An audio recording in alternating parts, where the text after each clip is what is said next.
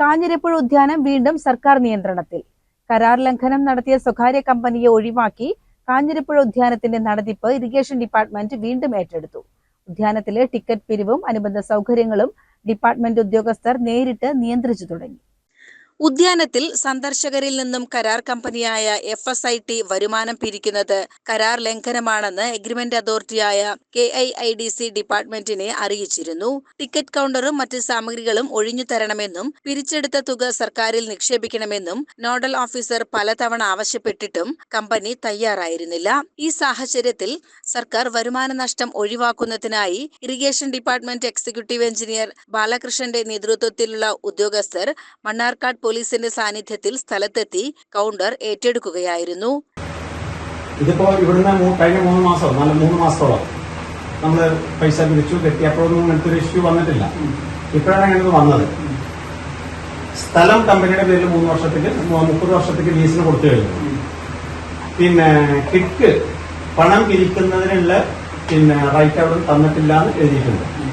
പക്ഷെ ഇത് ആര് പിരിക്കണമെന്നോ അല്ലെങ്കിൽ റൺ ചെയ്യണമെന്നോ ഒന്നും കിക്ക് വ്യക്തമാക്കിയിട്ടില്ല. അല്ലെങ്കിൽ കിക്ക് നമുക്കത് എഴുതണം, ഇത് തിരിച്ച് അവർക്ക് തന്നെ കൗണ്ടറും കാര്യങ്ങളൊക്കെ ഇതാക്കണം എന്ന് പറഞ്ഞ് കൊടുത്താൽ നമുക്കത് ഓക്കെ ക്ലിയർ ആയി. കിക്ക് അങ്ങനെ ആ വാക്ക് എഴുതി വെച്ചിട്ടില്ല. പിന്നെ ഞങ്ങളിപ്പോ കിക്കിന് ഒരു 3 ദിവസം മുമ്പ് കത്ത് കൊടുത്തിട്ടുണ്ടായിരുന്നു. നമുക്ക് വർക്കിന് വേണ്ടിയിട്ട് ക്ലോസ് ചെയ്യണം, അതിന് അനുമതി തരണം, ഇന്ന ബിൽഡിങ്ങുകൾ ഡിമോളിഷൻ ചെയ്യണം, കാര്യങ്ങളൊക്കെ അതിന് അനുമതി തരണം എന്ന് 3 ദിവസം മുമ്പ് കത്ത് കൊടുത്തിട്ടുണ്ട്. അപ്പൊ അതിന് റിപ്ലൈ കിട്ടുകയാണെങ്കിൽ നമ്മൾ അതിനനുസരിച്ച് ചെയ്യാന്ന് എഴുതിയിട്ടായിരുന്നു. അപ്പൊ അതിന്റെ റിപ്ലൈക്ക് വേണ്ടി വെയിറ്റ് ചെയ്യാം. 2 മാസം മുൻപേ ഏറ്റെടുക്കാൻ സർക്കാർ നിർദ്ദേശം നൽകിയിരുന്നെങ്കിലും കോങ്ങാട് മണ്ഡലത്തിലെ ചില രാഷ്ട്രീയ ഇടപെടലുകൾ കാരണമാണ് നടപടികൾ വൈകിയതെന്ന ആരോപണവും ഉയരുന്നുണ്ട്. 13/4/2026 മുതൽ സർക്കാർ നേരിട്ടാണ് ടിക്കറ്റുകൾ വിതരണം ചെയ്യുന്നത്. സ്വകാര്യ കമ്പനി ഏറ്റെടുത്തപ്പോൾ കോടികളുടെ പദ്ധതികളും നൂതനമായ റൈഡുകളും വരുമെന്നായിരുന്നു വലിയ പ്രതീക്ഷ നൽകിയിരുന്നത്. എന്നാൽ സർക്കാർ നേരിട്ട് നടത്തിപ്പ് ഏറ്റെടുക്കുമ്പോൾ നിലവിലുള്ള റൈഡുകളുടെ കാര്യത്തിൽ എന്തു തീരുമാനമുണ്ടാകുമെന്നത് കണ്ടറിയണം. സർക്കാർ മേൽനോട്ടത്തിൽ ഉദ്യാനം പഴയതിലും മികച്ച രീതിയിൽ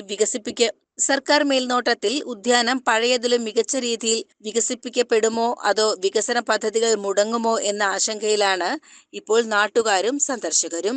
CCN മണ്ണാർക്കാട്.